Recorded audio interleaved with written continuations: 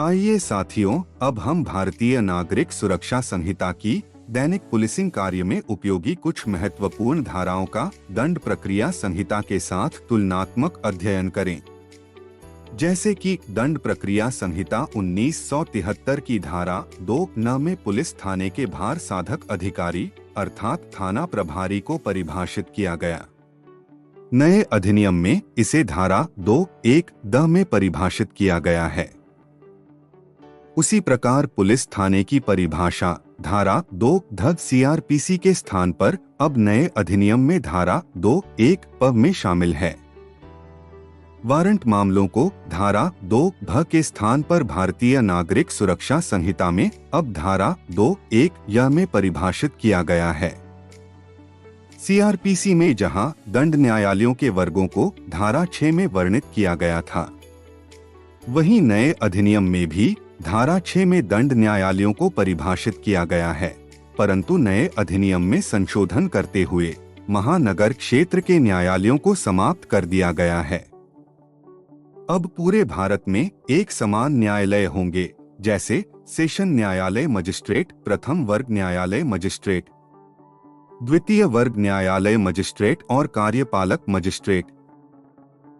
धारा 36 में वरिष्ठ पुलिस अधिकारियों की शक्तियों का वर्णन किया गया था, जिसे नए अधिनियम की धारा 30 में शामिल किया गया। साथ ही धारा 21 में विशेष कार्यपालक मजिस्ट्रेट का उल्लेख था, जिसमें संशोधन करते हुए अब नई संहिता की धारा 15 में पुलिस अधीक्षक समतुल्य रैंक के अधिकारी भी विशेष कार्यपालक मजिस्ट्रेट हो सकेंगे। धारा 29 में न्यायिक मजिस्ट्रेट्स की दंडादेश की शक्तियों को बताया गया, जो कि अब नई संहिता में धारा 23 में वर्णित हैं।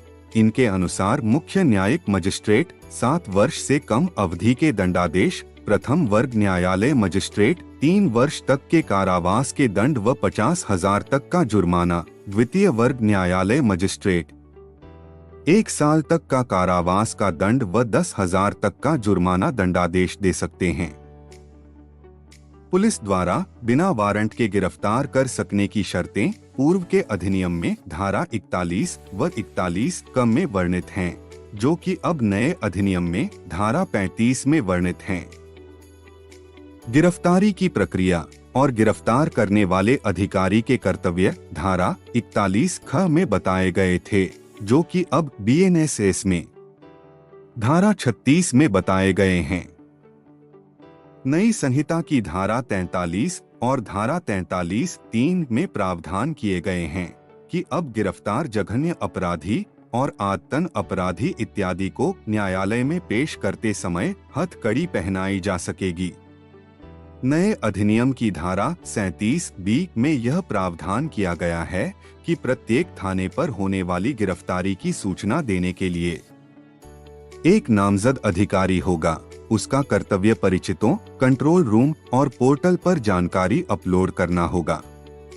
धारा 38 में प्रावधान है कि गिरफ्तार व्यक्ति पूछताछ के दौरान अपने पसंद के अधिवक्ता से मिलने का अधिकार रखता है।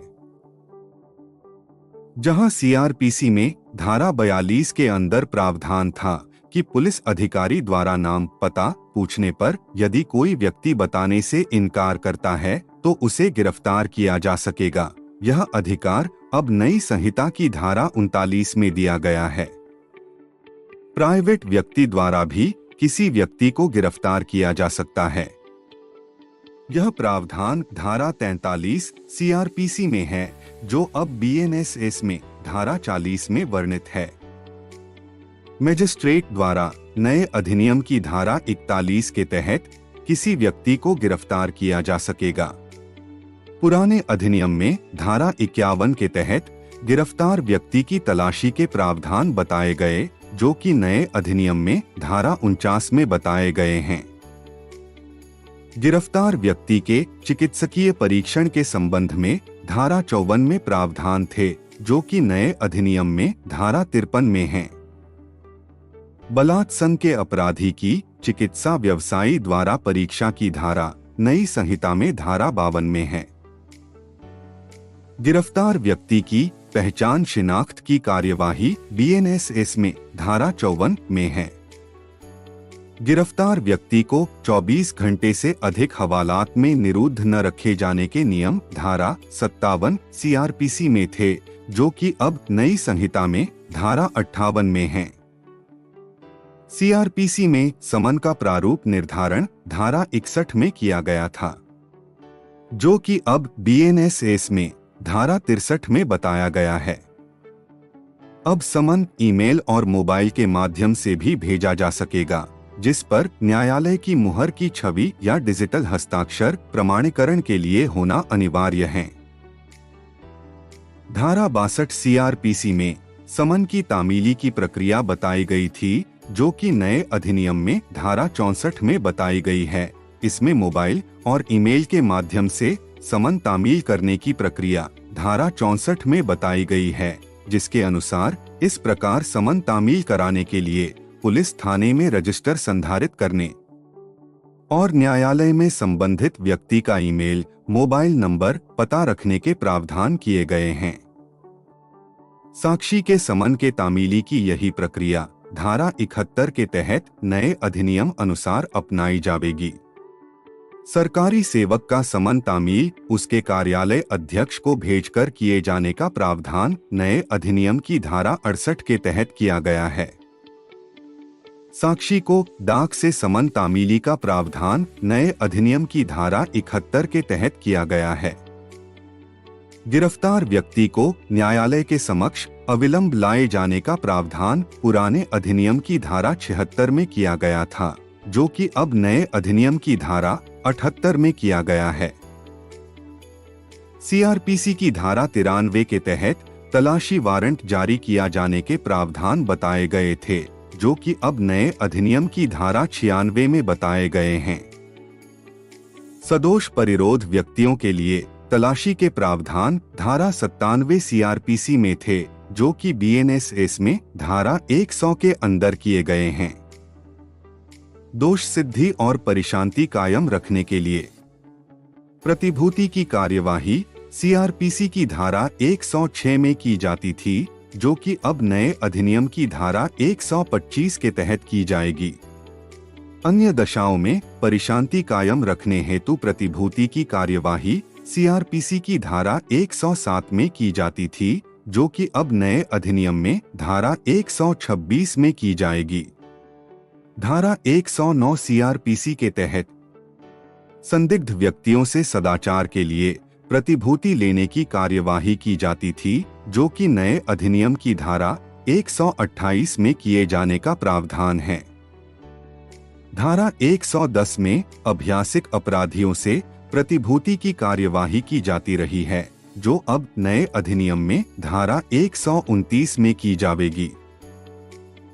सिविल बल के प्रयोग से जमाव को तितर बितर करने का अधिकार पुलिस बल को धारा 129 सीआरपीसी के तहत दिया गया, जो कि बीएनएसएस में धारा 148 में है।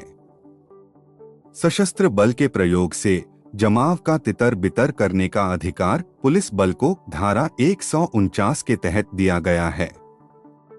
न्यूसेंस हटाने के लिए सशर्त आदेश धारा 133 सीआरपीसी के अधीन दिए जाते रहे हैं। नए अधिनियम में यह आदेश धारा 152 के तहत दिए जाएंगे।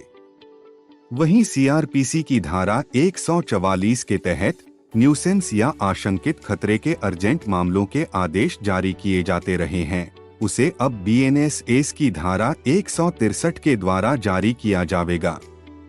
पुलिस द्वारा असंज्ञेय अपराधों के निवारण की कार्यवाही सीआरपीसी की धारा 149 के तहत की जाती थी, जो कि अब नए अधिनियम की धारा 168 के तहत होगी। वहीं अब पुलिस धारा 170 बीएनएसएस के तहत अंज्ञेय अपराधों का किया जाना रोकने के लिए गिरफ्तारी की कार्यवाही कर सकेगी। किसी मामले की इत्तिला अर्थात एफआईआर की कार्यवाही धारा 154 सीआरपीसी के तहत होती आई है, जो कि अब नए अधिनियम के तहत धारा 173 के अंतर्गत होगी।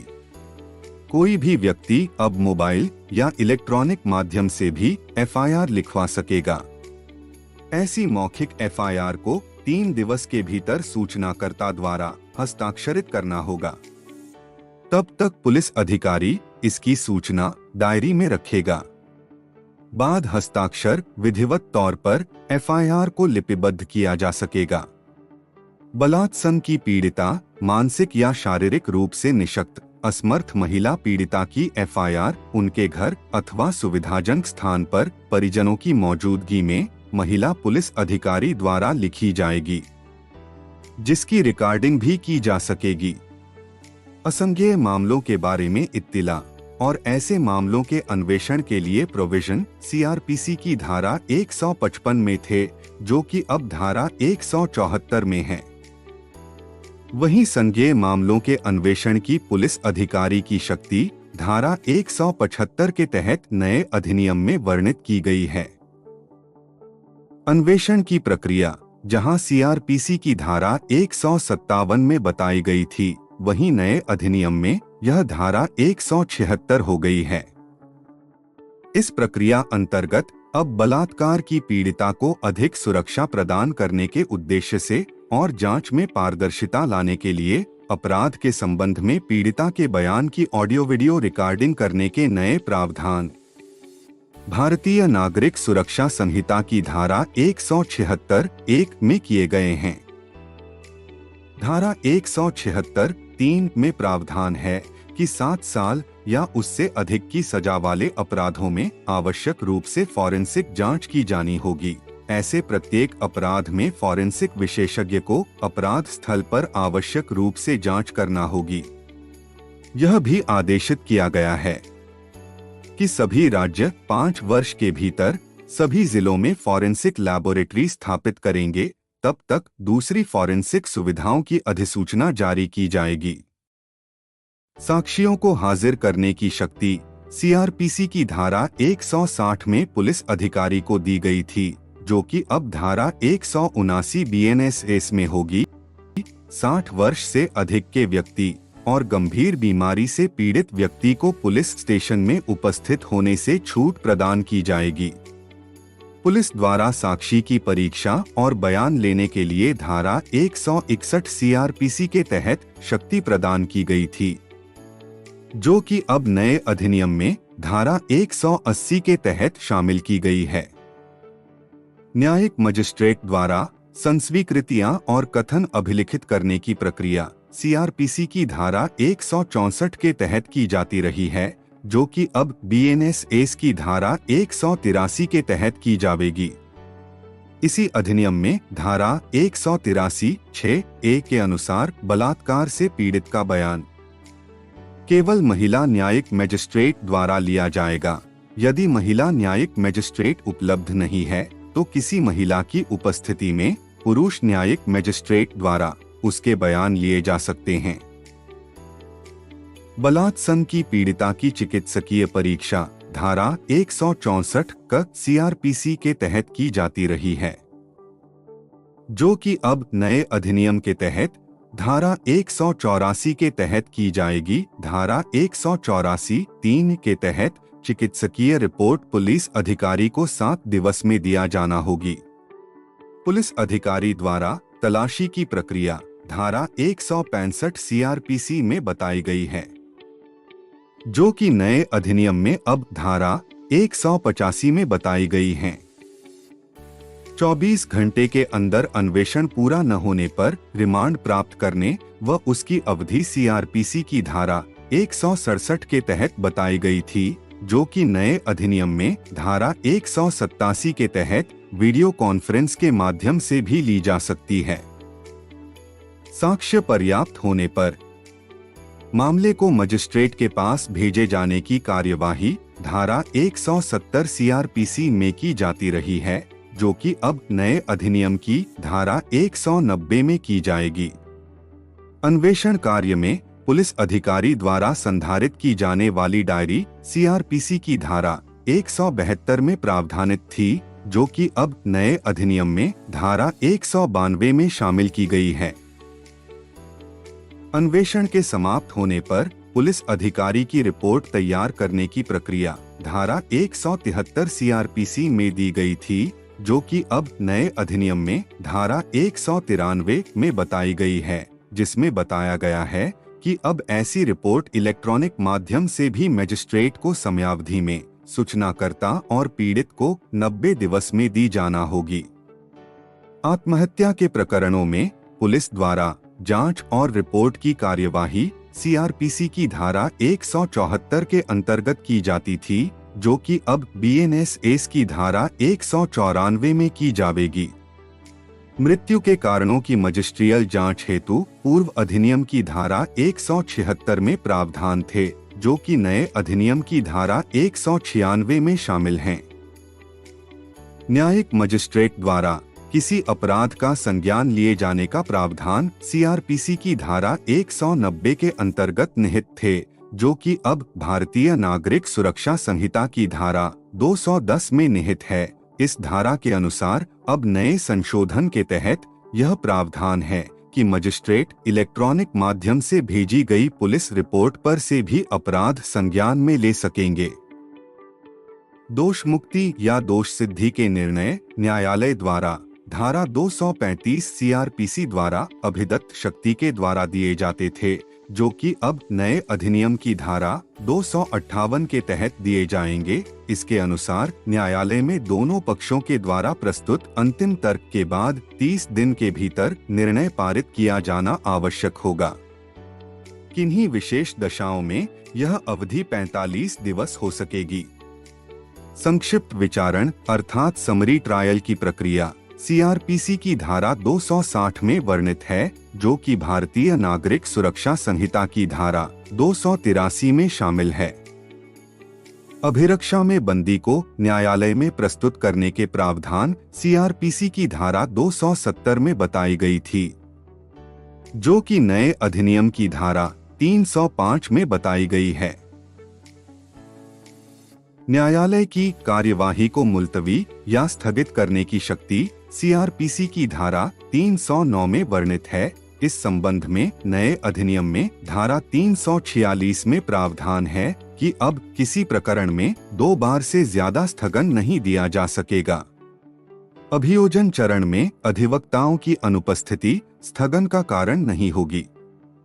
साथ ही यदि साक्षी हाजिर है तो उस दशा में स्थगत विशेष कारण की वजह से ही हो सकेगा। यदि पक्षकार और अधिवक्ता उपस्थित नहीं होते हैं तो न्यायालय स्वयं साक्षी का परीक्षण कर सकता है।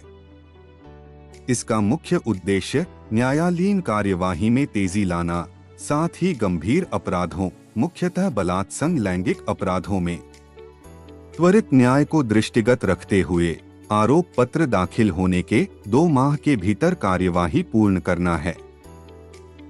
दंड प्रक्रिया संहिता की धारा 311 क में न्यायालय द्वारा नमूना हस्ताक्षर और हस्तलेख का नमूना लिए जाने की प्रक्रिया है। नए अधिनियम की धारा 349 के तहत अब न्यायालय गिरफ्तार न हुए व्यक्ति के भी नमूना हस्ताक्षर, फिंगरप्रिंट, आवाज के नमूने प्राप्त करने का आदेश दे सकता है। अपीलीय न्यायालयों की शक्तियों का वर्णन सीआरपीसी की धारा 386 के तहत किया गया, जो कि अब नए अधिनियम की धारा 427 के तहत बताए गए हैं। साथ ही उच्च न्यायालय की पुनरीक्षण की शक्तियां नए अधिनियम की धारा 442 में वर्णित की गई हैं। याद रहे कि पुलिसकर्मियों से अपेक्षा है कि यहाँ बताए गए कानूनी प्रावधानों के अतिरिक्त भी वे नए अधिनियम का विस्तृत अध्ययन करें, ताकि किसी भी प्रकार की त्रुटि होने की आशंका न रहे।